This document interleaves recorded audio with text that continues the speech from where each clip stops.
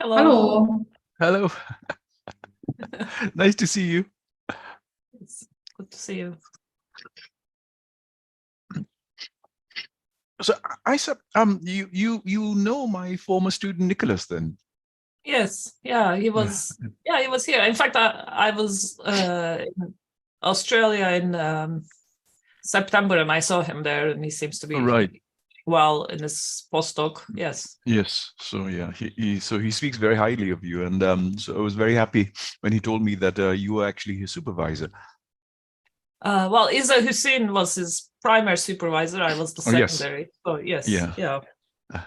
So he wrote a great thesis. Yes. Really promising. Yeah. He's a very, I think, good scholar who has a bright future ahead of him, and I've known him. Excuse me. It's spring here, so we all have hay fever, and summer here now. But yeah, he has a very bright future. He was at one point wanted to apply to University Malaya as well, but then I think the Australian offer came up first, so he opted for that. Yeah. Yes.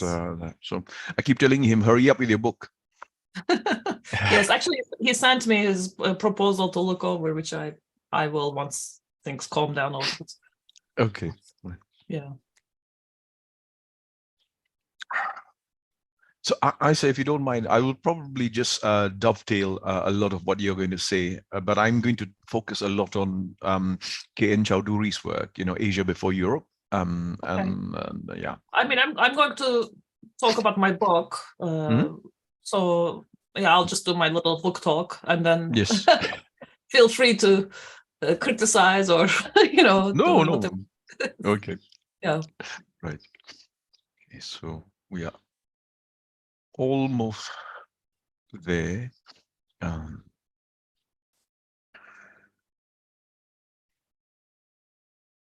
So, Nia, this is being.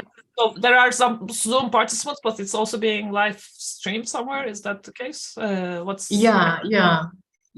So the Zoom platform is only for the participants of the symposium, I was told. Okay. Yeah. So the live stream one on YouTube, it's going on at the same time. Okay. And then that's going to be available on YouTube as a recording. Is that the case? Yeah, it's recording both. Okay. Just so I know, but either way, it's fine, Yes. Yeah, I believe there are many people want to refer to this panels today or tomorrow. Future it's a fantastic duo, I will say, in this topic.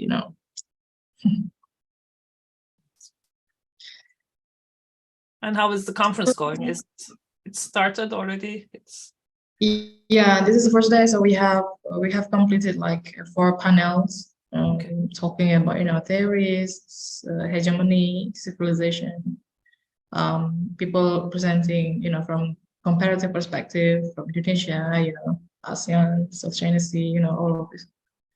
So yeah, I mean, we kind of see like an targeted objective perhaps. But we will see like whatever we have at the end from this all these papers to be able to build significantly to the title that we take for this year. So I think you are aware that this symposium is connected to the Muslim Politics Journal of the campus. Okay. Yeah. So it will be. I think it will be. I was informed by the dean. Maybe you know too about this. Like, if you could send some papers from this talk, perhaps to be published in the journal. I mean, for me, because I'm doing the book. There's no new paper, but if I can help out in some other way, review the papers or something, you can send them to me. Okay. All right.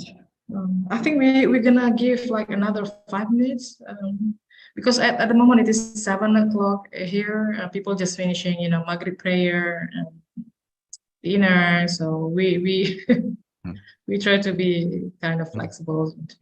Maybe we can wait some more minutes if you don't mind. Okay. Yeah, that's fine. Fine with me.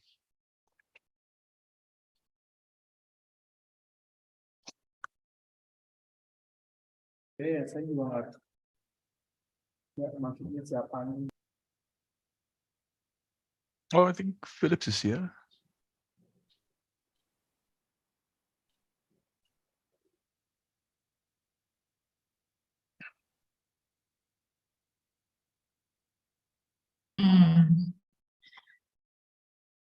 Pak Philip will be joining on his way. Basically, he's in his car, so joining on his phone. So it's gonna be like on and off. But we have most of the lecturers here and several participants already joining. Fantastic. There is Pak Siro, I think you know Pak Siro, Faisal Karim, yeah. Baptiste Brodat from France. Yeah, today he presents about hegemonic civilization related issue. Yeah.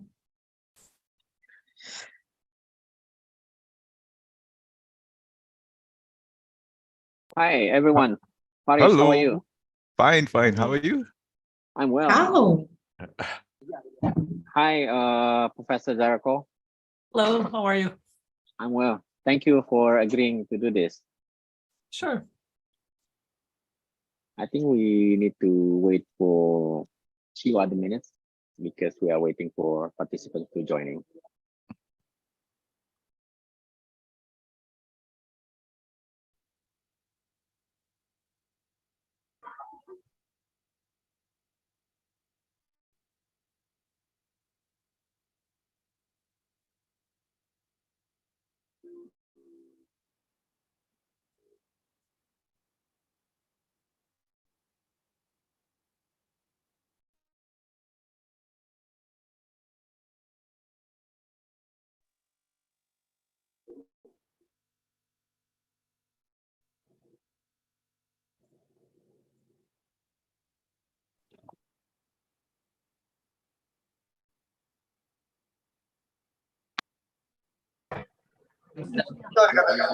HI 21, HI 21.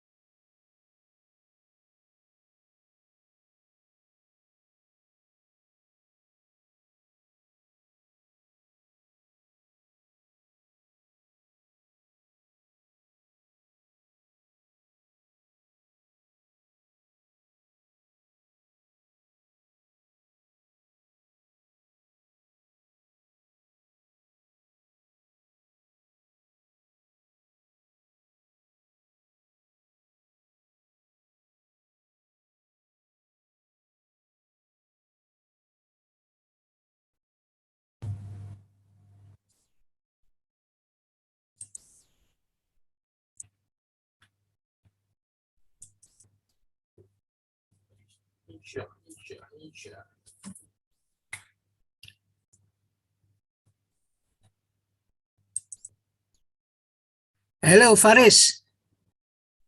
Hello, we met again. Yeah. Yes, hello, Shafi. How are you? Are you? Fine. Fine. Nice to see you. Long time not to see you. Yes, it's been Long time not to see years. Yeah, it's been years. We haven't seen each other. I hope you're well, yeah?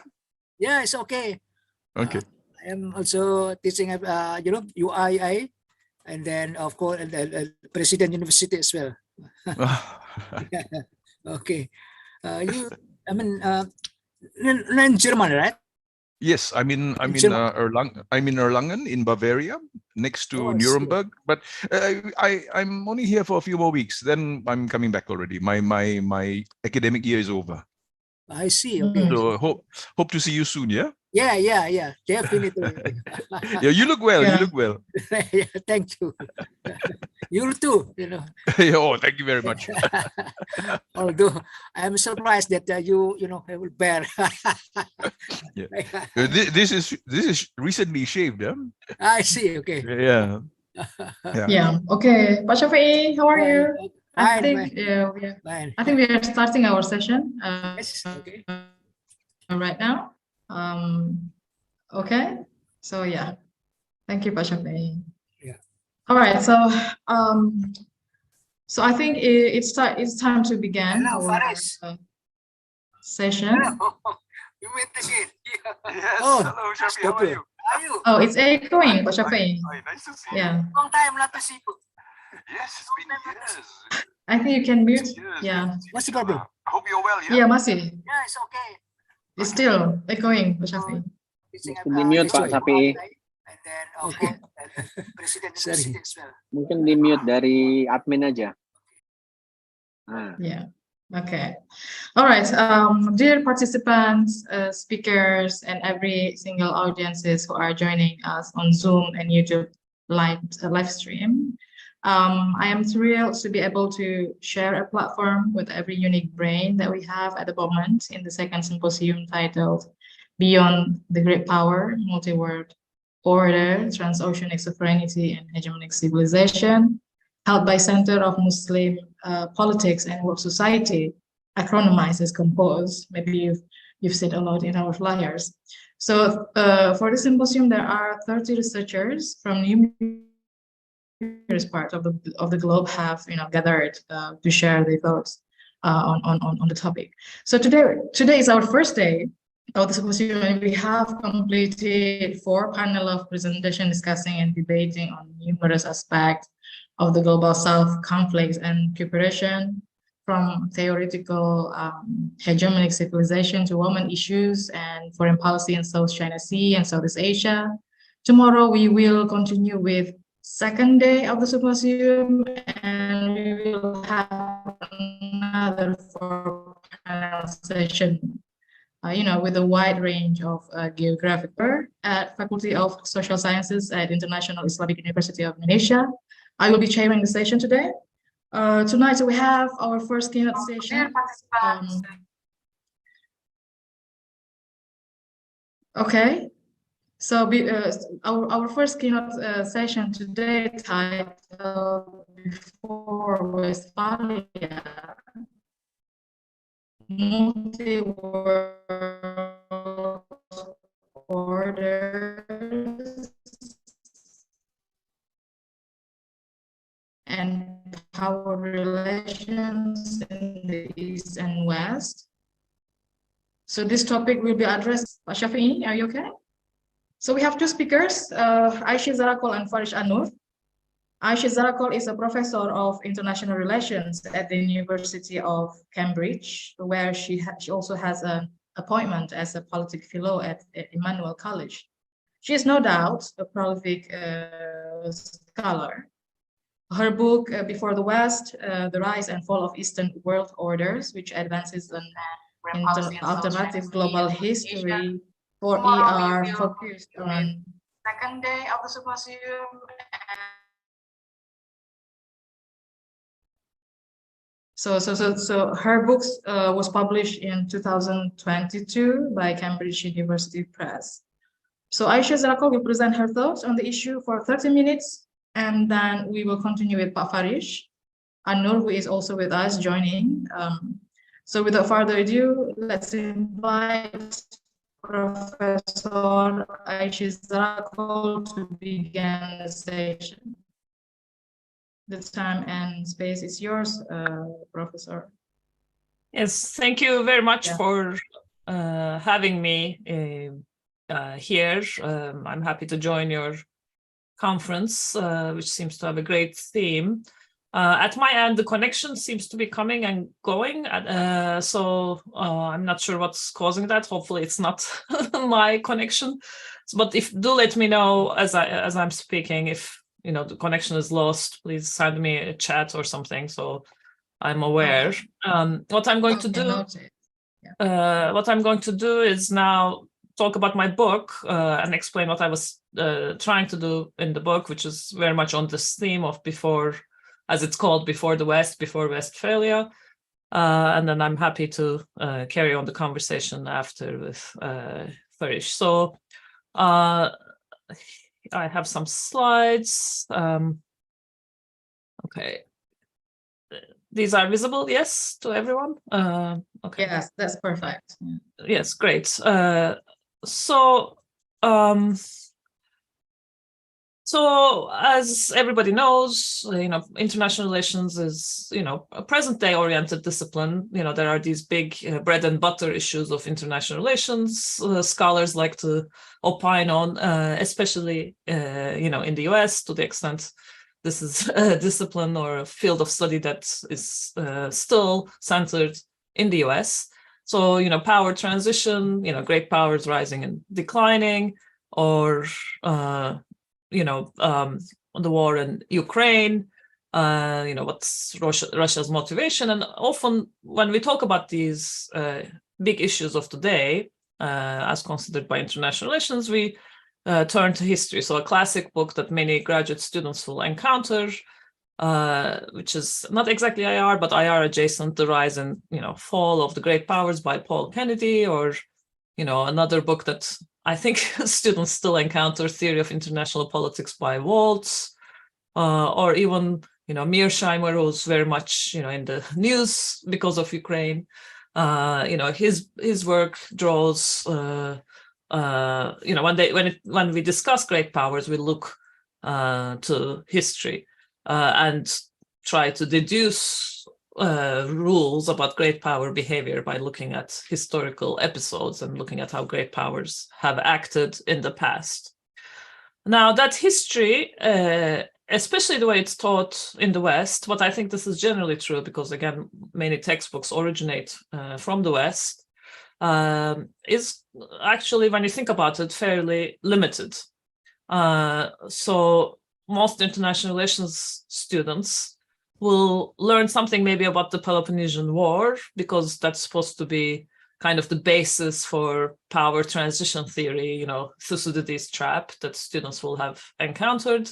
And then we skip immediately to 1648, to Peace of Westphalia after the 30 Years' War, which is supposed to be the moment the modern international order is created, principle of state sovereignty introduced, and non-intervention. And then there are a number of events that happen after, Congress of Vienna, the Concert of Europe, World War I, World War II, and of Cold War. And these are, students maybe study these as, cases, again, from which some generalizations can be derived. Now, this history is very limited in terms of what it covers. It's, of course, also very Eurocentric. Much of the world doesn't come into view until, until the 19th century or the 20th century, first by colonization, and then, as theater for world wars, and then maybe decolonization. And the history is also silent about this, big chunk of time between the Peloponnesian War and Peace of Westphalia, and students, I think, are left with the idea that nothing of interest to international relations happened anywhere in the world before Westphalia. I mean, Westphalia is supposed to be almost ground zero for study of international relations.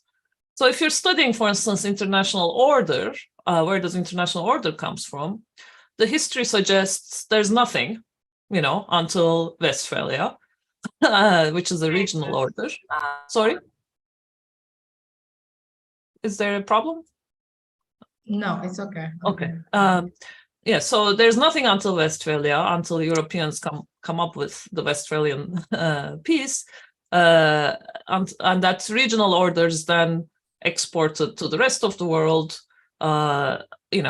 Mainstream scholars think it was, exported via persuasion, because everybody, saw the merits of this model, and usually critical scholars say, it was coercion and colonization, but generally there is consensus that this is kind of how things happened. And the rest of the world is assumed in this account to have been in silos, that correspond to present day national or regional divisions or religious divisions.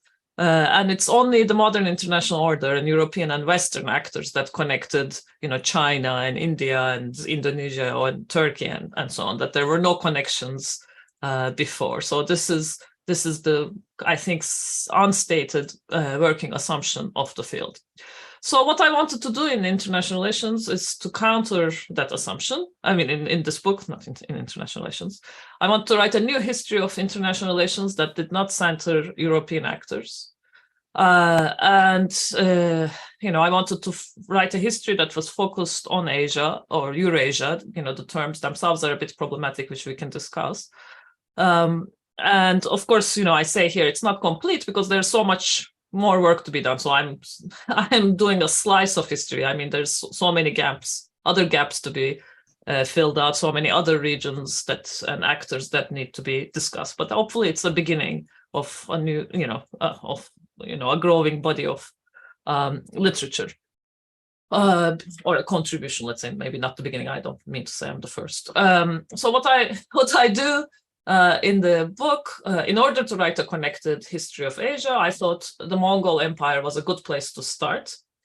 Not because, I have, a great affinity for the Mongols, or am I an apologist for the Mongols, but because the Mongol Empire was to Asia what in some ways Roman Empire was to Europe. It's a moment where much of the space that we call Asia comes under the rule of the same house, same ruling house, same rulers. And, again, we tend to think of the Mongols as like barbarian hordes that passed quickly and they were quite destructive, which was true of the conquest. But at the same time, the empire lasts, quite a long time. Depends on how we date it, but let's say almost 2 centuries. So, of course, that sort of thing has its legacy. All empires have their legacies. So that's why I start there.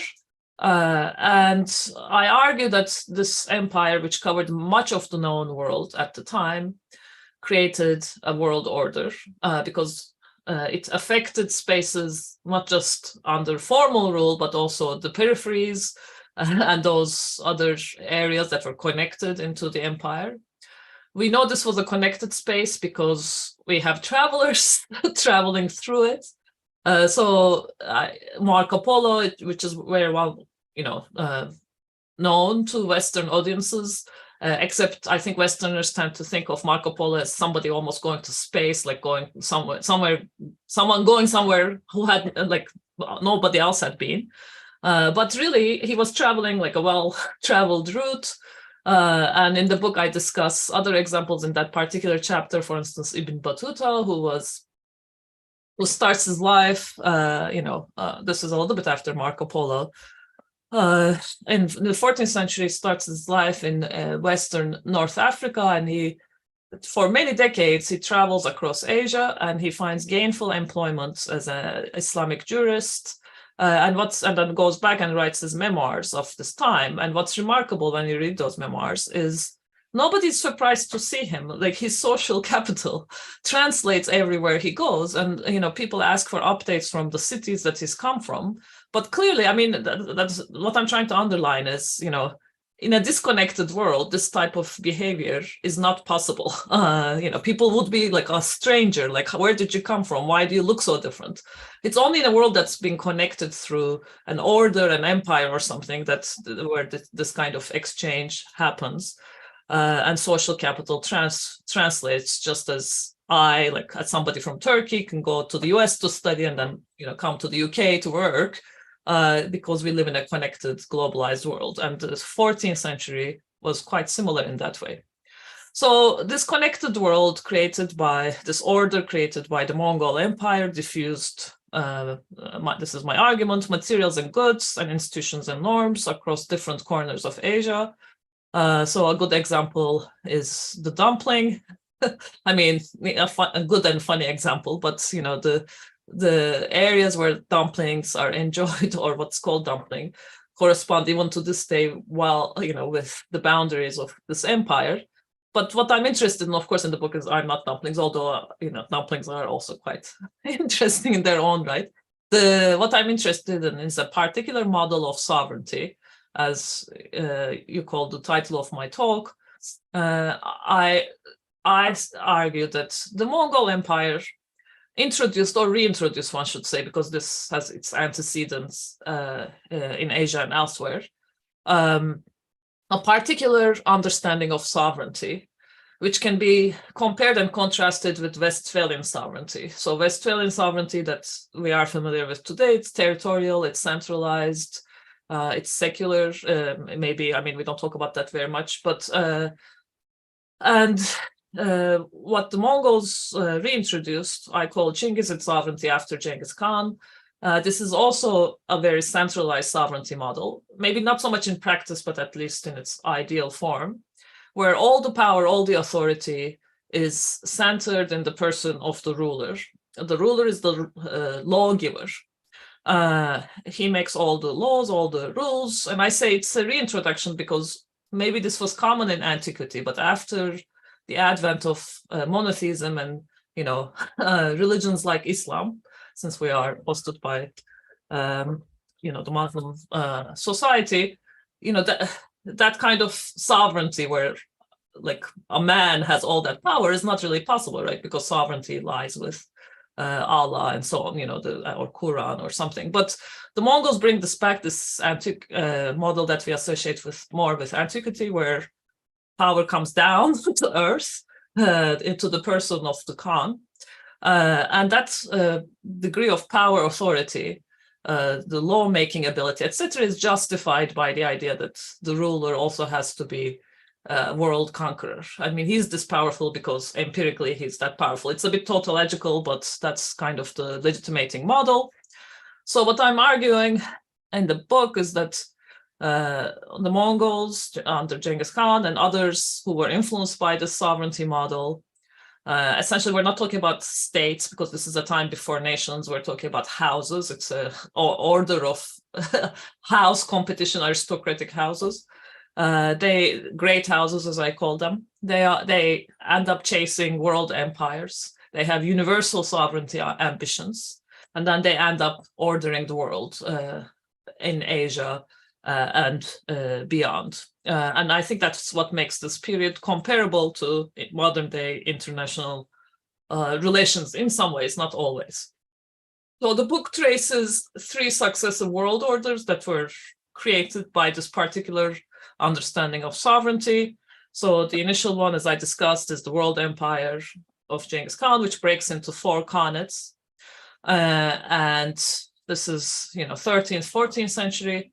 Again, I think it's very important for people to realize, because we have forgotten that there was a moment where Moscow, present-day Moscow, present-day Beijing, present-day Iran, present-day Anatolia, Turkey, they were all under the control of the same ruler, subject to same rules and laws.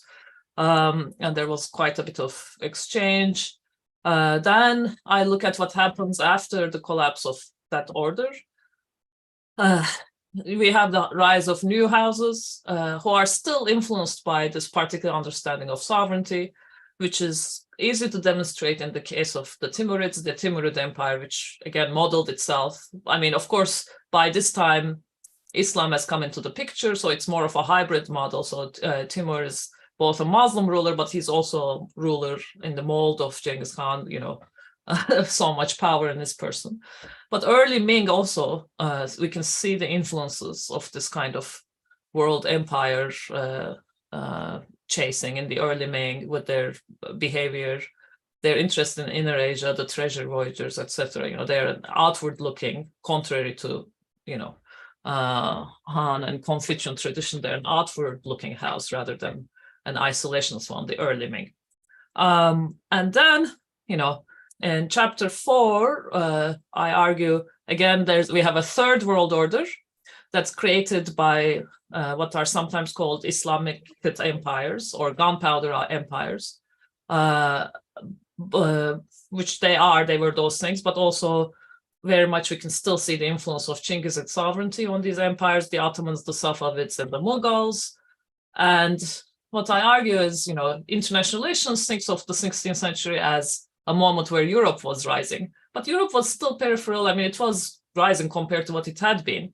But really, if you lived in the 16th century, you would think the world was centered in really in the space between, the Ottoman Empire and India. And this is where order was emanating from, trade, economic production. Much of the world's population lived under the control of these houses. And so chapter 4 traces that.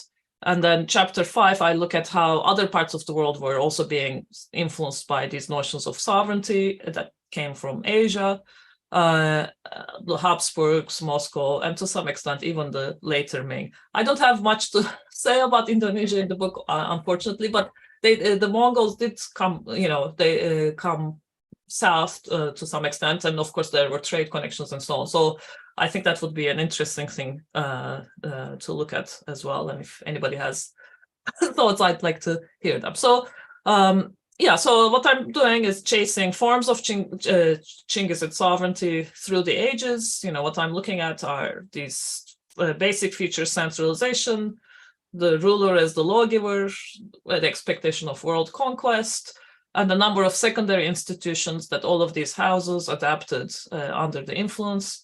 An interest in astrology, astronomy, promotion of trade, generally relaxed attitude towards cultural and religious difference among their subjects, not because they were great liberals, but because they, saw themselves as so above it all that they didn't really care. Of course, the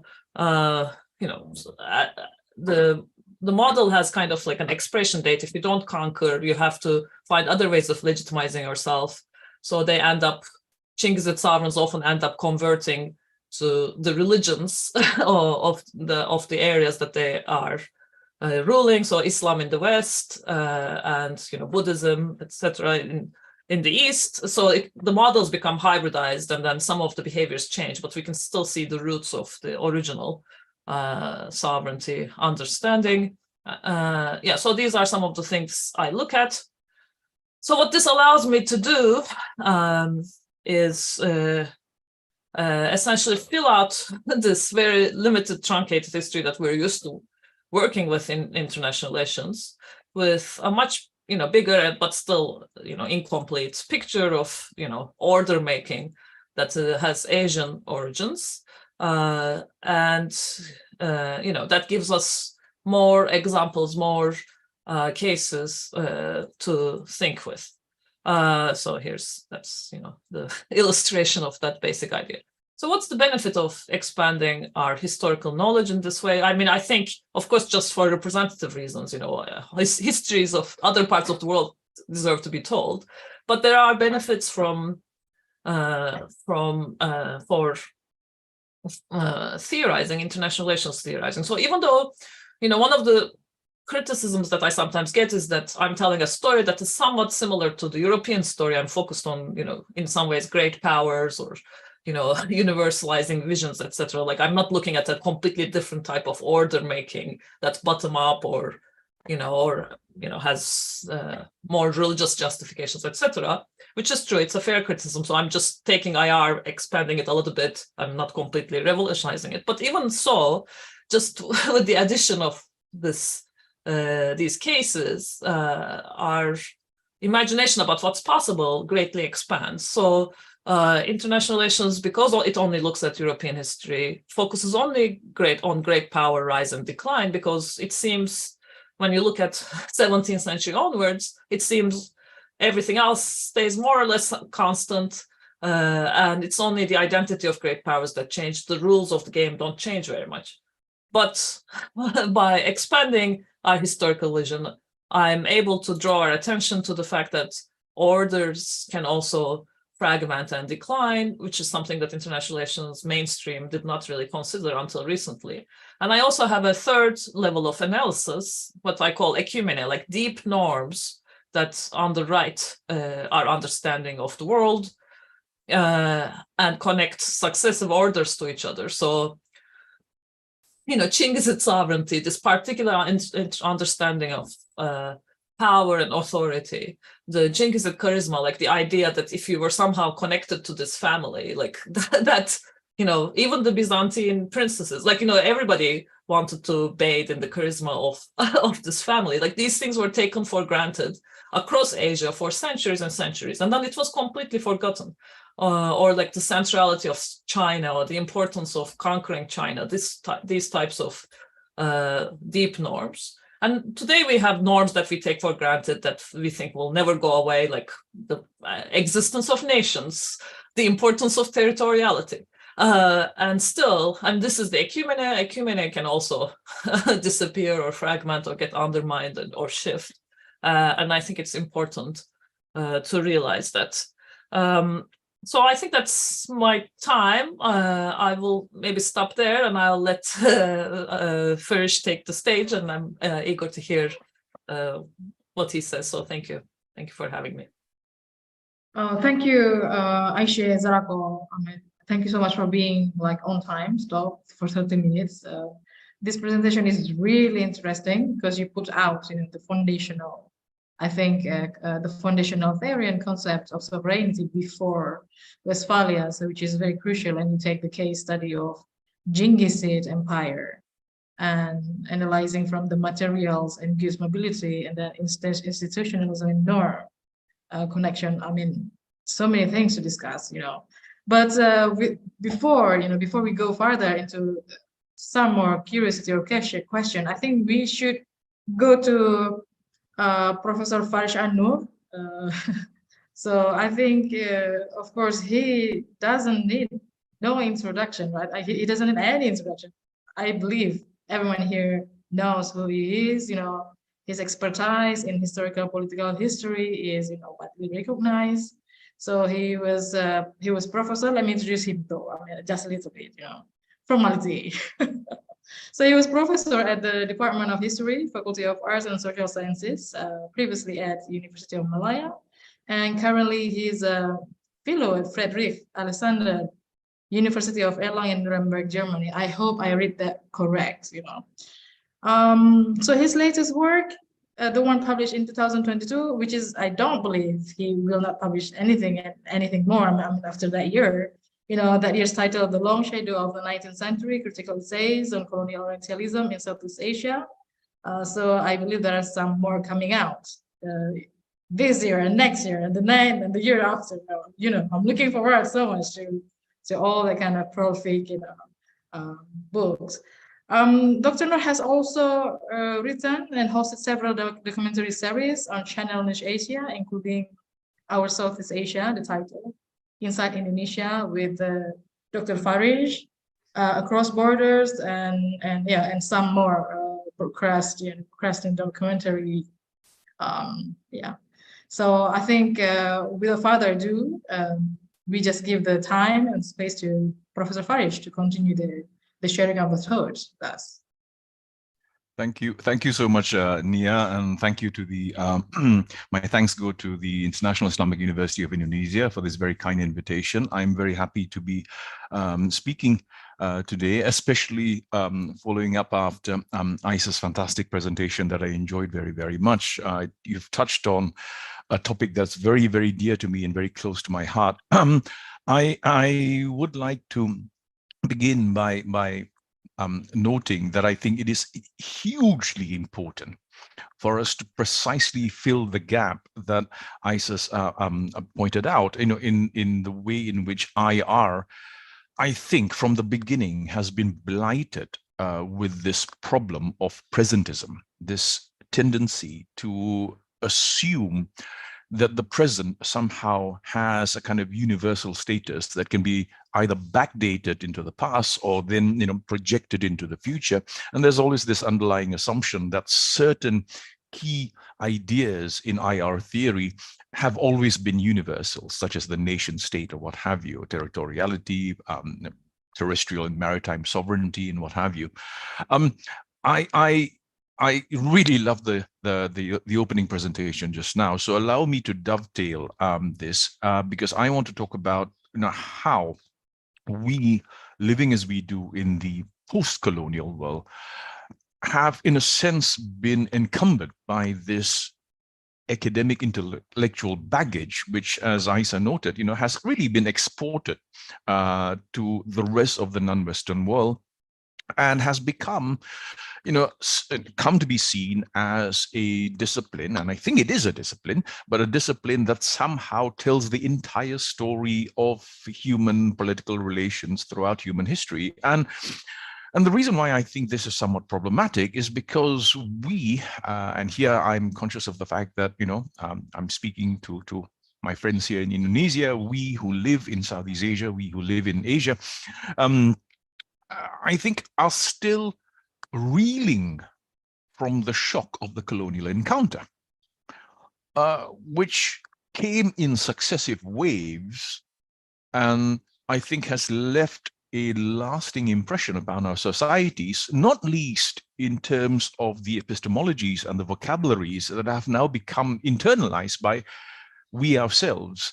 So we'll start with a simple example. We are having this discussion in Southeast Asia, whatever that means. And for me, the very term Southeast Asia itself is problematic simply because it is a discursive construct. It is an idea that was really born out of this colonial encounter that brought with it political coordinates and political geographies that have now become part of our everyday political geography. What we use ourselves, even in our academic work, our scholarly work, our research, our policy making, we even have an association of Southeast Asian nations.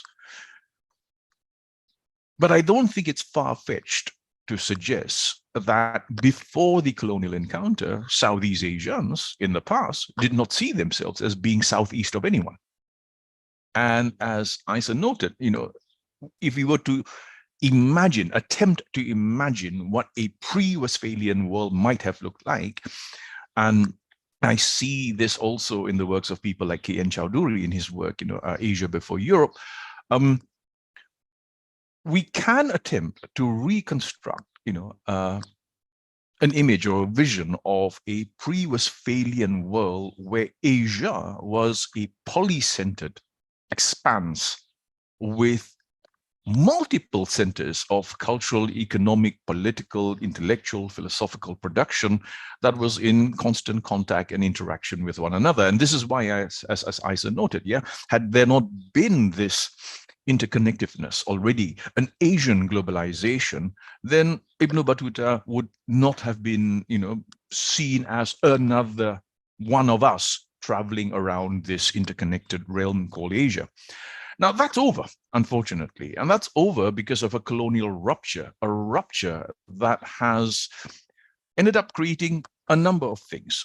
One, and we always talk about the division of Asia in the way in which I mentioned earlier, right? I mean, this broad world of the Indian Ocean that people like Chowdhury and I also, talk about, this broad, fluid continuum of the great Asian continent and the Indian Ocean world was divided into these geopolitical, geoeconomic, geostrategic blocks that we know today. So Southeast Asia as a discursive construct, East Asia, Central Asia, South Asia, and what have you.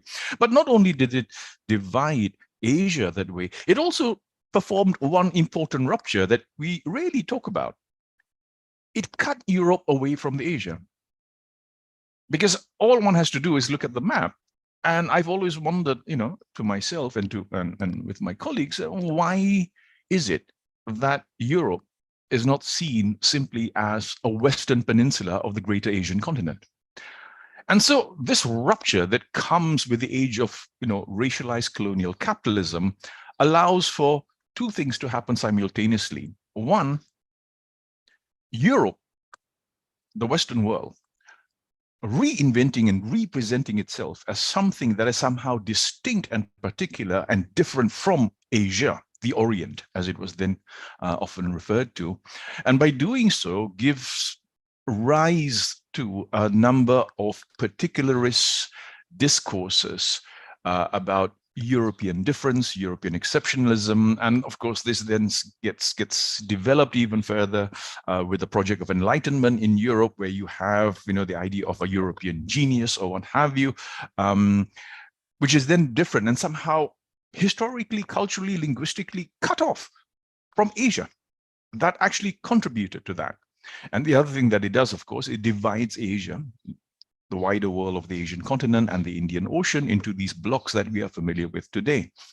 So I think, whether we like it or not, this is the legacy of empire. But it's a legacy of a particular kind of imperialism that arrives in our part of the world from the 18th century onwards. I mean, there's a tendency, particularly in our part of the world, for post-colonial historians to talk about the Western encounter in terms of this long period of, Western colonialism and imperialism across Asia. And it's sometimes, presented as a 500-year-long episode. Allow me to suggest that actually this long period can be divided into three. The first was the initial, encounter as Europe emerges out of the Dark Ages, so to speak, and circumvents the Arab world in order to get straight to Asia. And during this period, in the 15th and 16th centuries, what we see is people like Marco Polo coming to Asia, but coming to Asia on equal terms. And in my work, because I study the language of empire and imperialism, what I do find interesting is that early European accounts of Asia that were written in the 16th and 17th century were accounts written by Europeans who saw Asia as something huge, powerful, wealthy, and crucially civilized. Yeah. A good example would be Theodorus de Brie's work that was published in 1601, which gives us the first European images of Banten in Java. Yeah. And when we look at the images, the woodcuts that were produced for this work, de Brie presents to his European readers the first images of Banten in Java in 1601.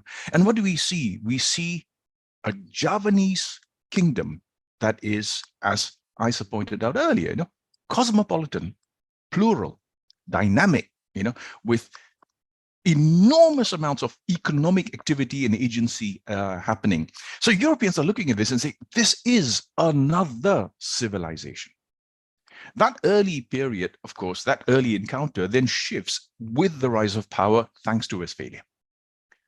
And Westphalia, remember, also marks the beginning of economic nationalism and colonial capitalism, because it's during this conflict and during the long, Dutch War of Independence against Habsburg Spain that we see the emergence of the East India Company, the Dutch East Indies Company, the British East India Company, and later other European companies, the French Compagnie des Indes, the French Compagnie des las Indias Orientales, and the birth of modern colonial capitalism then brings with it a very different kind of logic, which upsets that earlier, order of power that Isa mentioned earlier, because power is now invested in secular, corporate, militarized institutions, diminishing the power of kings and rulers because capital is now power.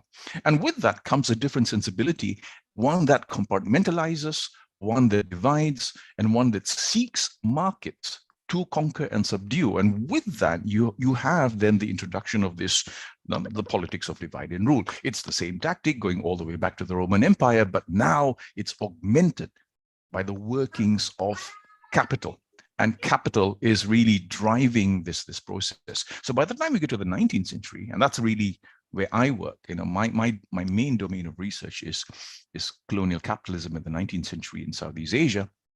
This is where we begin to see this compartmentalizing logic, really, at work, dividing not only Southeast Asia, but the whole of Asia into these colonies that are all integrated into competing imperial networks. If you look at our world of maritime Southeast Asia, the very division of what would later become Malaysia, Singapore, Brunei, Indonesia, Philippines, basically breaks off these organic links between our societies, and then integrates different parts of our region into different competing European networks. So Malaya, Burma, Singapore, they become part of the British Empire. The Indonesian archipelago become part of the Dutch Empire.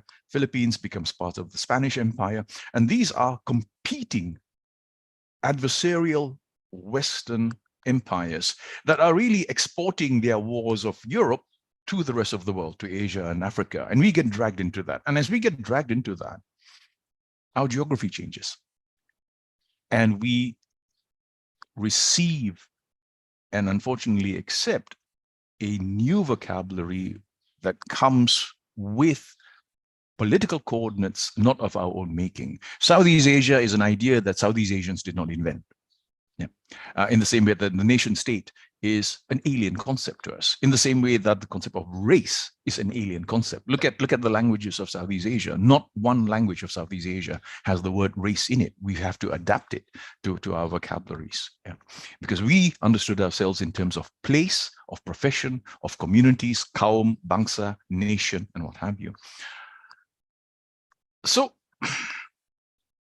why is this historical excavation important? And this was the question raised earlier as well. Why do we need to do this?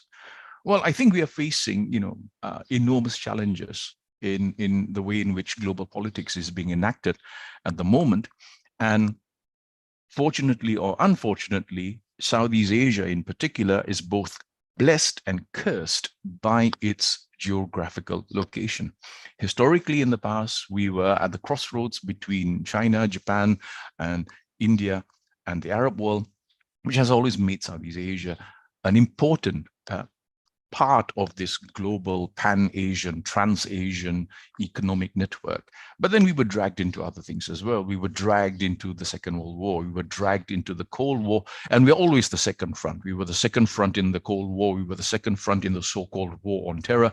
But in all these cases, these are external conflicts that have nothing to do with us, imposed on us, and we get integrated into it to the point where now, when we talk about concepts of sovereignty, when we talk about national identities, national political identities, I've always argued that, whether we like to admit it or not, in the post-colonial prison that we live in, so much of what passes as Asian politics is performative, where we are constantly compelled to perform our sovereignty, our development, our civilization, our commitment to democracy or what have you, to an international audience. And who is this international audience? The international audience is the West. We are not attempting to demonstrate our civilized, developed status to Africa or South America or what have you. We are still engaged with the same actors, and the actors are the same actors that date back to the 19th century. Compounding the problem for us, I think, is the fact that this Westphalian mindset is so deeply embedded in our collective consciousness that we see it everywhere. Years ago, I years ago, I caught malaria, basically. I caught malaria and I couldn't go anywhere. So what I did was I asked my students to go and buy me every history textbook they could get. And so while in bed, I read the history textbooks of Malaysia, Singapore, Indonesia, and a few other Southeast Asian countries. In the course of doing so, I realized that there's a common pattern. Our histories, our official histories, are only national histories. Yeah, so the history of Indonesia is the history of Indonesia. The history of Malaysia is the history of Malaysia. The history of Singapore is the history of Singapore. I've not come across an official history narrative that starts from the wider, broader premise or background of Asia. Yeah. And that's ironic because it is Asia and Southeast Asia that give birth to the countries that we're talking about. Southeast Asia is the cradle, the womb that gave birth to Indonesia, Malaysia, Singapore, Brunei, and what have you. And yet all our national histories are precisely that. They are national histories. They are nationalist histories that focus only on the nation first as the primary and only legitimate actor on the stage of international politics.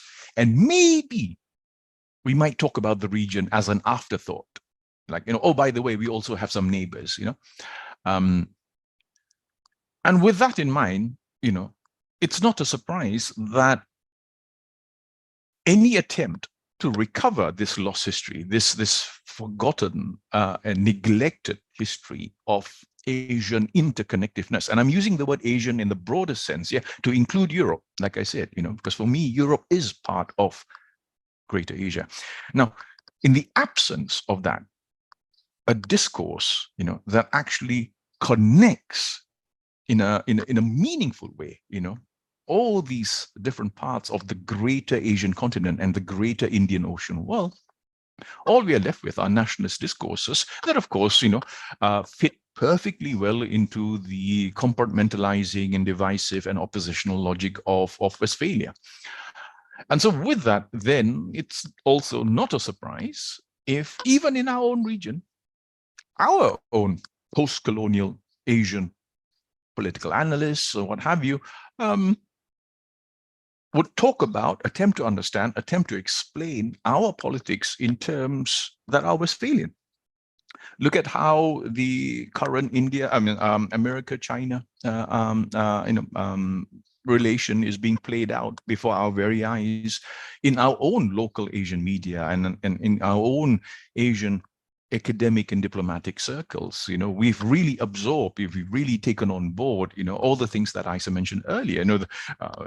Everyone's heard, the refrain again and again, the Thucydides trap, the, oppositional binaries and what have you, as if there are no other ways to actually imagine this. I just want to point out one simple thing, and I think, this might upset some Americans when I say this, but if you look at the period where China was at its perhaps the peak of its power, despite the overlordship that China assumed over its smaller neighbors, including the kingdoms of Southeast Asia, none of that affected trade within Southeast Asia itself. In fact, Southeast Asia thrived. It thrived because there was the workings of another understanding of politics where you do have, undoubtedly, a pecking order, a hierarchy, the big state and the smaller vassal states. But the purpose of the big state is not to impoverish and cripple and extract the vassal states. The purpose of the big state is to ensure that the smaller vassal states actually trade, because that leads to the common prosperity of all. That's very, very different from the mode of governance that we see in the age of late capital colonialism of the 19th century, where these capital-driven empires basically developed extractive economies where the powerful state is like a vampire. We just come, we suck out everything you have. We take your rubber, we take your tin, we take your coal, we take your cotton, we'll take everything and we'll sell it back to you as manufactured goods because we want to keep you in a state of underdevelopment. And we are still, until today, paying the price for that. So what is to be done? How can we actually get out of this? I offer no miracle cure or panacea. My job, after all, is I'm a political historian. But I do believe that as we, especially small countries, smaller countries in Southeast Asia, have to bear witness to this, geopolitical drama being played out at our very doorstep, with powerful nations like America and China, at odds with one another. I think it is important for us to, one, understand our place in this drama and to be aware of the fact that, we are being dragged into conflicts that are not of our own making. But again, like I said, this is not new. We were dragged into the Cold War, we were dragged into the First World War, the Second World War, and what have you. We were dragged even into the wars of Europe from the 7 Years' War until today. Yeah, the 7 Years' War, by the way, was an international war. I've always regarded it as the First World War because the 7 Years' War was fought not only in Europe, it was fought in European colonies from America all the way to Southeast Asia. Now, if we are able to accept and understand that, then perhaps the time has come for us to offer, perhaps not a solution, but at least other narratives, other ways of conceptualizing and understanding, what is happening around us. And there's where history is important. And that's why political history and economic history is so important, because what it does is that it provides for us, as Isa has shown very persuasively earlier, the possibility of there being other political and economic orders, other forms of diplomacy, other forms of international conduct, and that do not necessarily lead us down the path of oppositional dialectics, or necessarily, lead you to the conclusion that there has to be a kind of Thucydides trap leading to a climax at the end of it. Because I think historically, Southeast Asia has always been a region that is entirely dependent on trade, and we are very, very vulnerable to these external variable factors that impact on us, and will, of course, have a lasting impact as far as our economies and our societies are concerned. But this means that,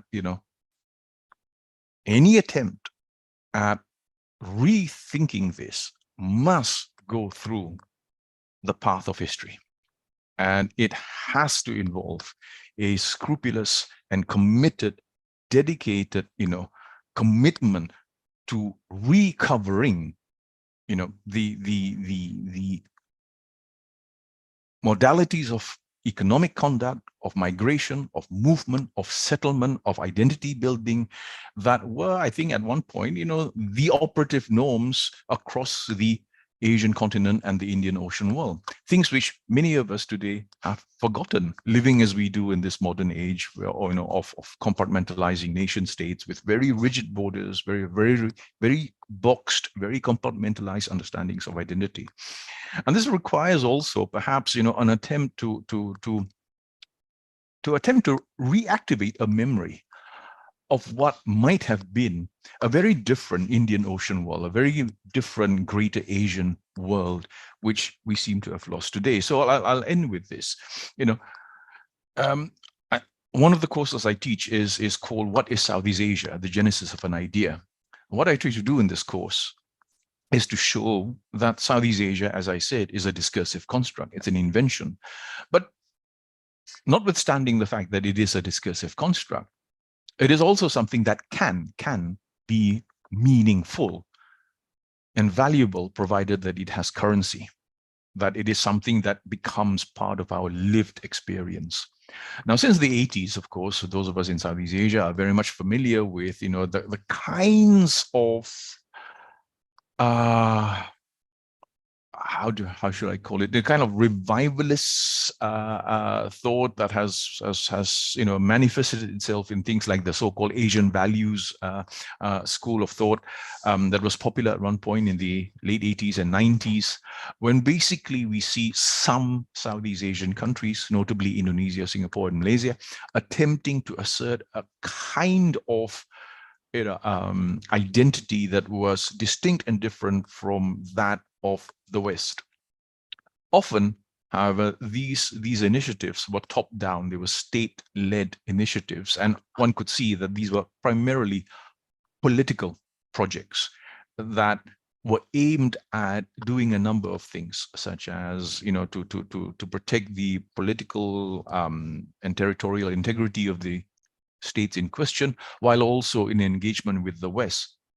However, if you want to have a deeper,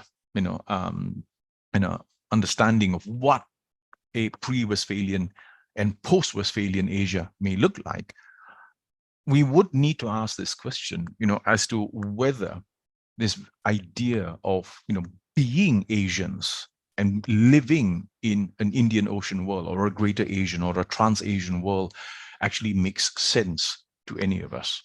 Yeah, this is something that I've always, asked when I teach in Southeast Asia, because we talk a lot about Southeast Asian identities and we are Southeast Asians, but are we? Yeah, because as an idea, Southeast Asia only exists as long as we live and think and feel as Southeast Asians. If we don't, that's it. Southeast Asia ends, just like that. Yeah, Southeast Asia can become extinct over one generation. And I'm not entirely certain whether this sense of, a wider Asian identity or an Indian Ocean world identity is actually something that is alive today. We see attempts like, alliances between India and other countries, attempts to revive this memory of, an Indian Ocean world through things like BRICS and what have you.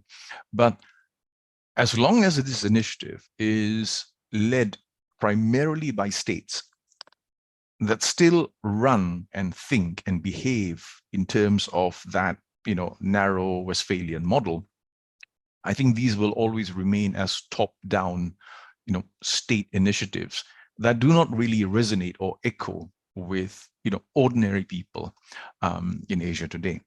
The reason why I think this is important, and particularly for our part of the world in Southeast Asia, is that I consider myself a committed Southeast Asianist. And I am a Southeast Asian.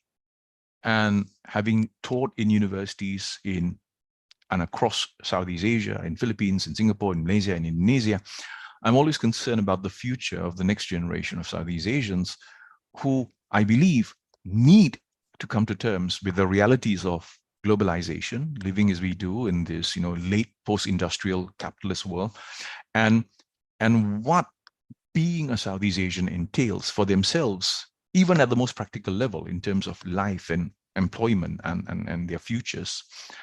And I think it is my hope that this younger generation of Southeast Asians will think of themselves as Southeast Asians, because we are, quite likely to see the emergence of an increasingly interconnected Southeast Asia, where a young Indonesian who studies in Indonesia and graduates in Indonesia may end up working in Singapore, may end up marrying in Malaysia, and may end up settling in Thailand.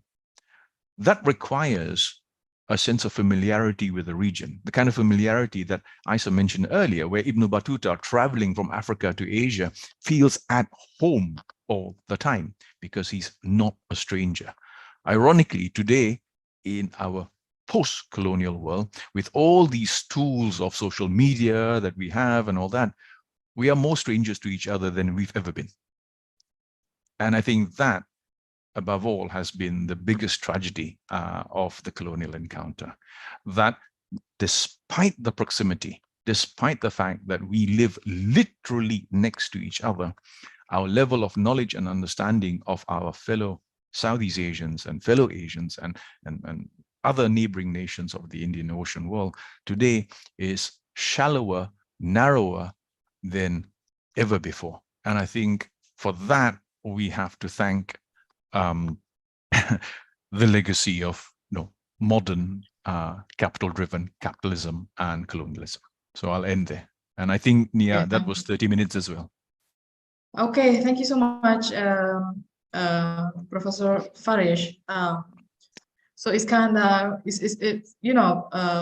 continuing from, the talk from Aisha Zarakol about centralized universal sovereignty in Eurasia. And then we hear this perspective from, Southeast Asia before 18th century is kind of non-centralized.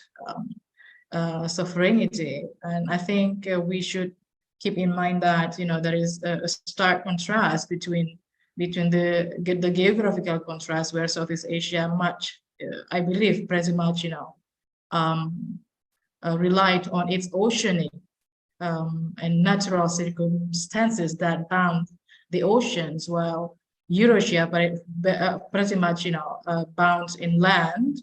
So it's kind of, you know, we kind of see there is a kind of universal sovereign, which been lawgiver, as Asia Zarago said, and they are very much conqueror. While this sort of thing we did not find in Southeast Asia before the 18th century. So I think there is that kind of, but the essence kind of the same. There is a kind of cosmopolitanism, pluralism, inclusivism, and the global connection, mobility, you know, that continues connecting the peoples through trade and, you know, and orders.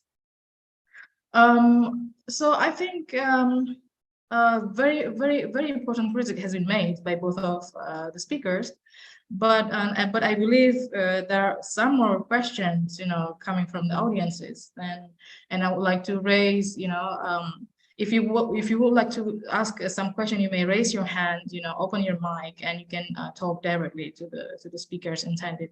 You can mention your name and your affiliation, and yeah, whoever can start.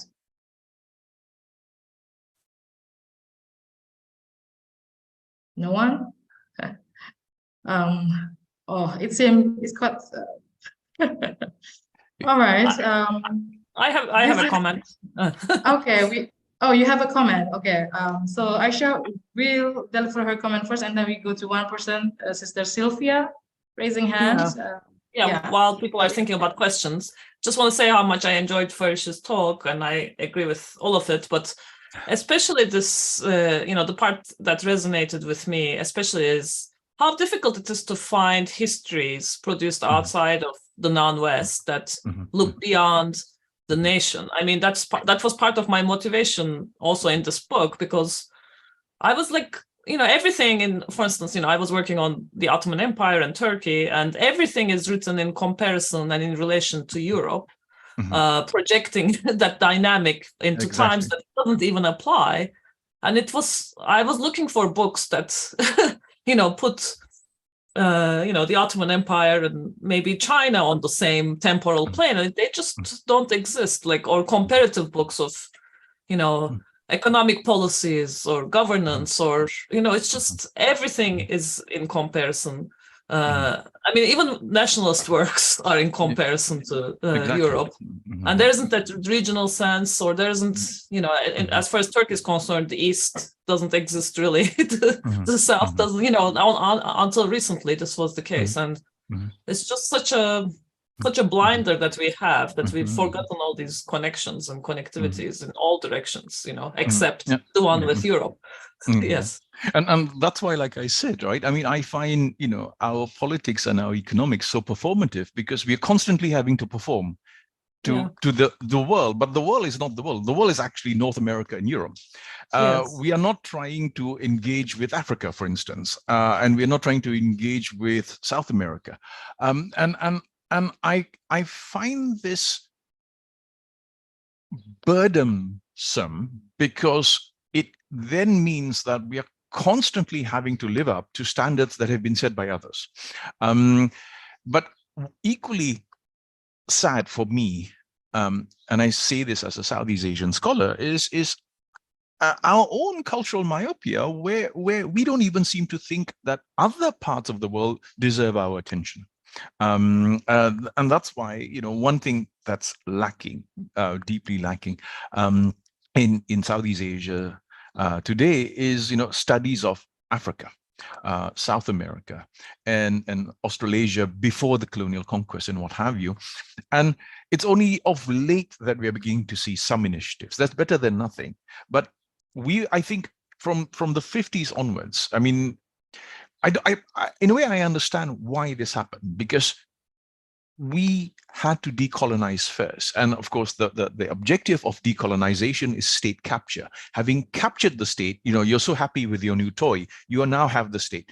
And so you begin to write the story of your state. But in the process of doing so, you forget all the other interconnections that were there before, because those interconnections were erased and marginalized during empire. And so that reconstruction has yet to happen. And it seems that every time we attempt to do something like this, an external variable factor comes that distracts us, like the Cold War. So even when there were attempts to rebuild the common cultural affinities of the Malay-speaking world of maritime Southeast Asia, for instance, the logic of the Cold War comes and again introduces these oppositional dichotomies, and it gets everyone very much worked up about territorial integrity and what have you. So it's just unfortunate that this is something that Hayden White has wrote about, that empire doesn't give you time. Empire doesn't give you time to rest. Empire doesn't give you time to reconstruct, or empire doesn't give you time to pause and think, because it hits you nonstop. And Southeast Asia is like that, because we are particularly vulnerable. So we've never been given time to even stop and think of what we are doing and how we can rethink the way we understand politics and history. And I think that is why I find this a very urgent thing that we need to do. Yeah. All right. So thank you so much, Farish and Aisha. So we go to the audience, raising hand. Sylvia, Chun, EKKT. Yeah. Thank you, Ibu Nidel. So, Assalamualaikum warahmatullahi wabarakatuh. I hope you all can hear my voice, because I apologize, I'm in public places. So I hope my voice is clear. So thank you for this great opportunity. I'd like to raise a quick question to Professor Farish Noor. I'm interested in your project when you are saying you written and also host the several documentary series on Channels News Asia. I'm a big fan of Channels News Asia. So I want to know if what is your opinion about how this media, because I believe that Channels News Asia is one of the influential TV station that has a unique voice of Asia. How do you see this? And if you have or the liberty to have another project or documentary, what will you do on the next big project? That's all. Thank you very much. Okay. Yeah, thank you, Sylvia. Your question looks like you are going to book Professor Farish for another broadcasting project. Who am I? Thank you, Bo. Thank you. Okay. I think Channel News Asia is interesting because it does attempt to perhaps at least shift the focus a bit more to our part of the world, to Southeast Asia and Asia in general. However, and I think this is a common issue with Asian media in general, not just Channel News Asia. If you notice, we have some space to do documentaries about history and culture and food and things like that.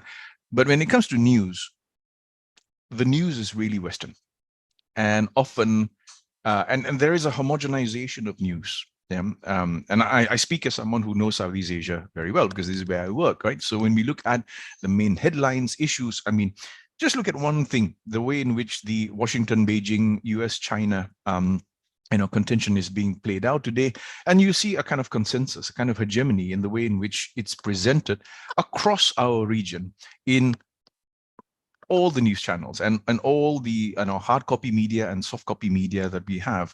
And I think that for me is worrisome. So if you since you asked me, what would be my project? Obviously I'm a historian, so I would really want to do more of this, historical discovery and recovery. But if you want to ask me specifically, what would I like to do? I'll tell you what I want. Sylvia, you go and get me some money, and we do a documentary about Africans in Southeast Asia. And you get me some money, and we'll do a documentary about Mexico's connection with Southeast Asia. Yeah, remember, people forget Mexico is also a Pacific power. Yeah, Mexico is also a Pacific power. And for centuries, Mexico was in contact with Southeast Asia when it was a Spanish colony, and even after it became independent as a Republic of Mexico. And it continued its links with Philippines and by extension, the rest of Southeast Asia. Have we ever seen any book about Mexicans in Southeast Asia? It's not there. And why is it not there? We know also that, going back, if you were to read Johannes Neuhoff's work on Batavia, written in 1686, if I'm not mistaken, Neuhoff has a very interesting comment when he writes about social life in Batavia. And he says, the fruit markets of Batavia are dominated by Africans. And in that book, it's a 17th century text, published in the 1680s. You have the first image of an African family in Batavia, in Jakarta, selling fruit, right? Where's all this history gone? So there's a lot of stuff that I think we need to recover, and we don't need permission from other people to do it. We can do it ourselves. And this is what I would like to see coming from the media in Asia, to look for other stories that don't necessarily fit into the mainstream, that the popular media are interested in. And that's why I think, especially as academics, we really need to work with newspapers, magazines, media, social media, because for me, a university is not simply a university. University extends beyond universities, and a real academic, I think, needs to engage with society in general and not just write for journals, right? So I think there are a lot of these things that we can do. So in answer to your question, there's a lot more, I think, that we can do. And Indonesia has thousands of stories that have not been told still. So in terms of what the media has, because its multiplying effect is enormous, as we know, right? And I think there's still room for us to explore these narratives about Southeast Asians who travel to other parts of the world, Southeast Asians in East Asia, Southeast Asians in the Arab world, Southeast Asians in Europe. Yeah. Don't forget that thousands of Malays and Javanese and Sumatrans actually served as sailors on European ships. They were called lascaras in those days. So Javanese ended up in London, even in the 16th century, 17th century.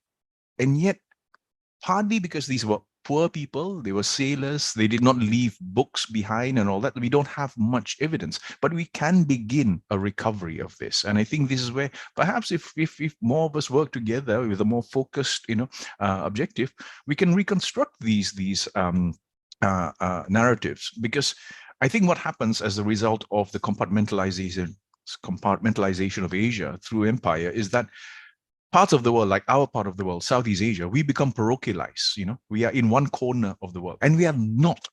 Southeast Asian history is global history. It is as global as European history. And we seem to have forgotten that, partly because we did not make the effort. We have to blame ourselves. Yeah, we did not make the effort to actually trace and recover and revive the memories of these global connections.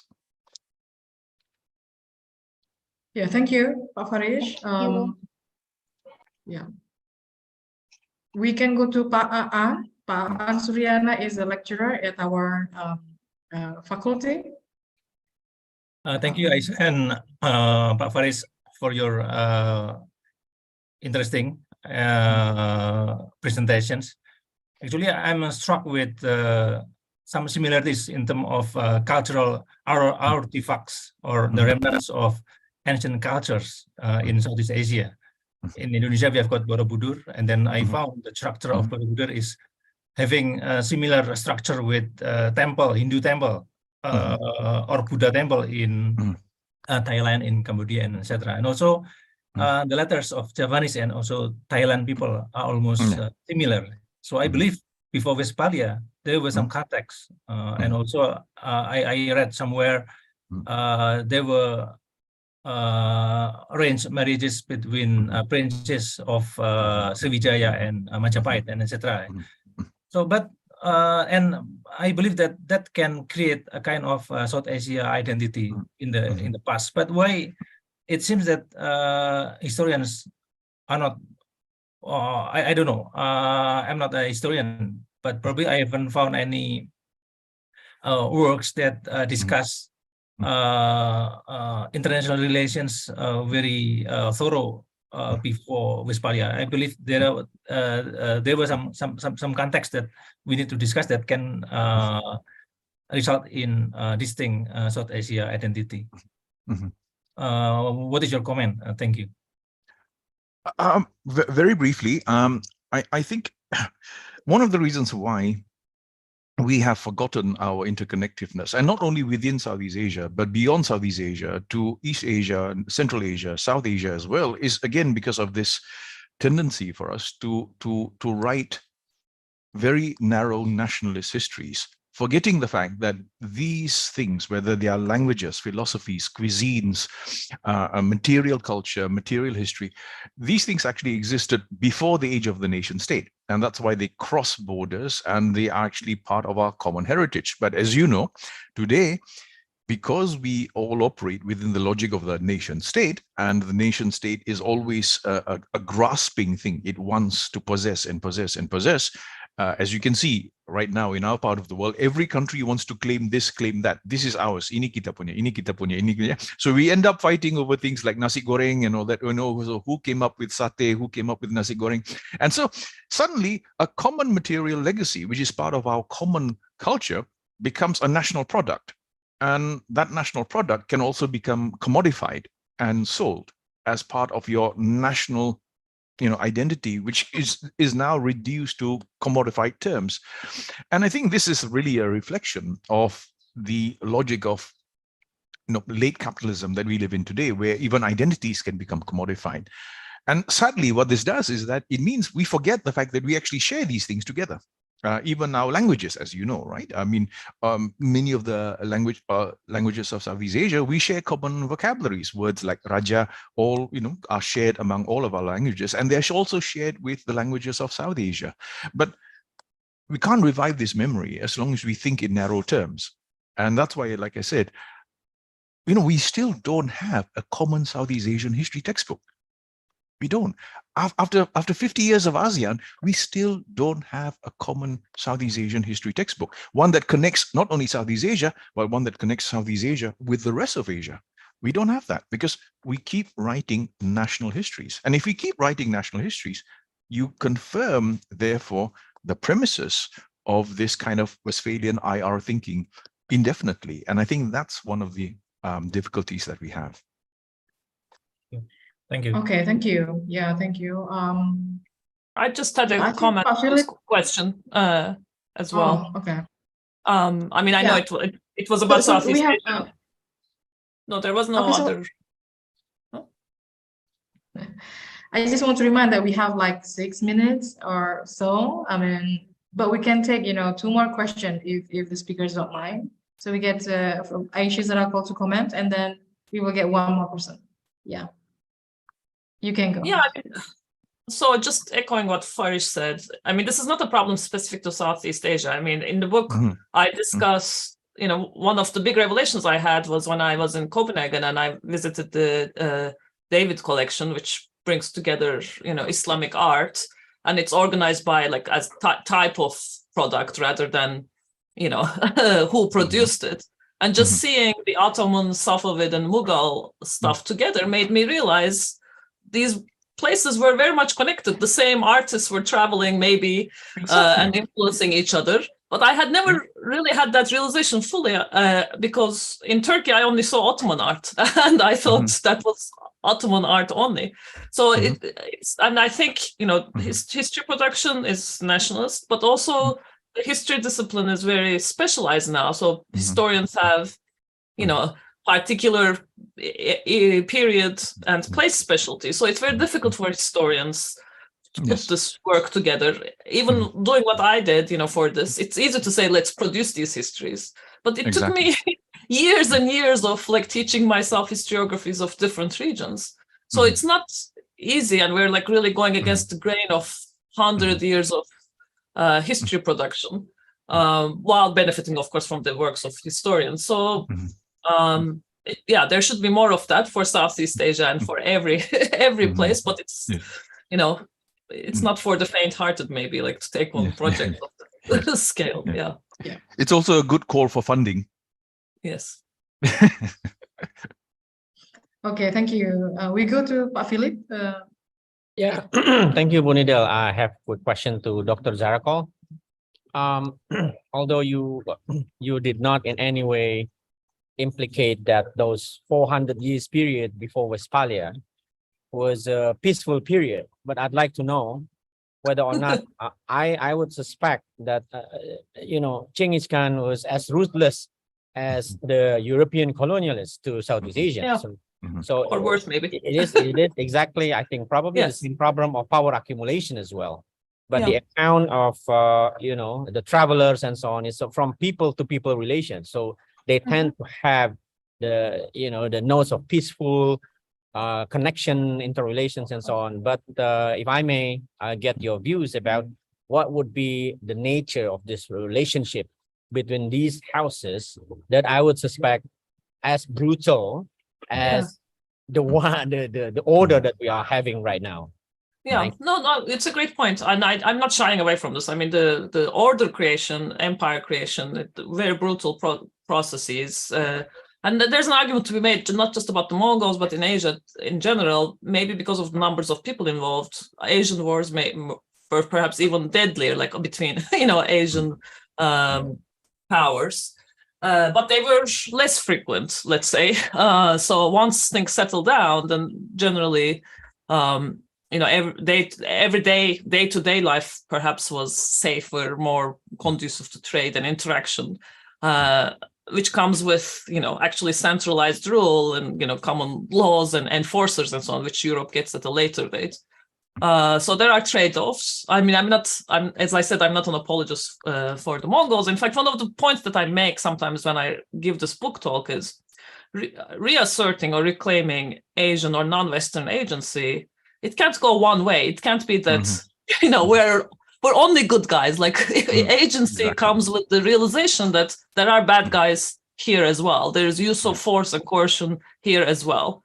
But just escaping from perpetual victim status is also like empowering, like in some ways, like it's both sides of the coin.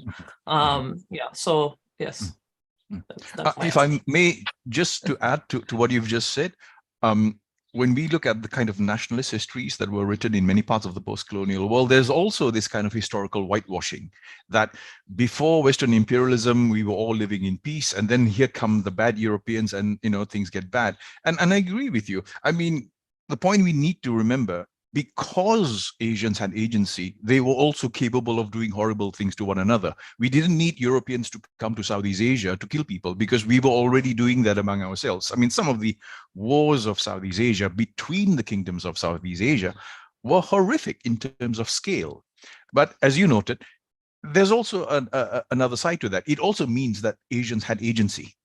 It also means that, for instance, they could build huge armies, they could develop weapons technology. So it has a plus side and a minus side to it. And we can't escape this. And we should not try to whitewash it like some kind of Disneyland fairy tale where, things were good and now they were bad and now we want things to be good again. History is messy. It's a very messy discipline.